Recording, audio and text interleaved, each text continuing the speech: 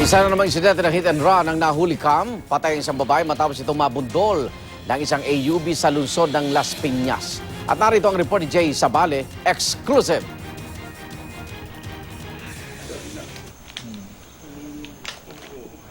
Labis sa pangungulila ng pamilya Magalyon sa pagkamatay ng kanilang bunsong si Melanie.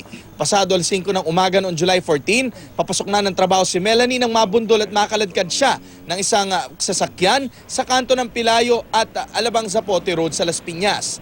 Hindi matanggap ni Tatay Benito ang nangyari sa kanyang bunso. Tuwing hinatid ko po sa kanto yan, yun lang araw na yun, yung umaga lang, yun na hindi nagpaalap sa akin. Nakita ko lang malayo na po.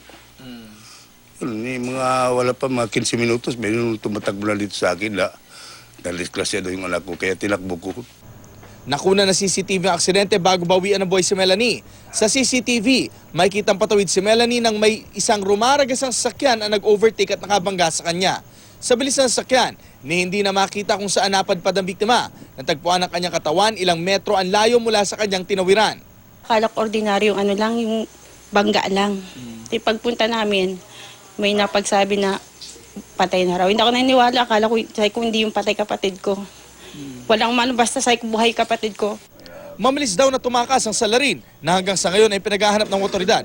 Sa pamilya Magalyon, si Melanie ang nag-iisang nakapagtapos ng kolehiyo. Kaya siya ang inaasahan nila sa maraming bagay tulad ng gamot ng kanyang mga magulang at iba pa. Sabi pa naman niya kasi mag-birthday sila, Papa.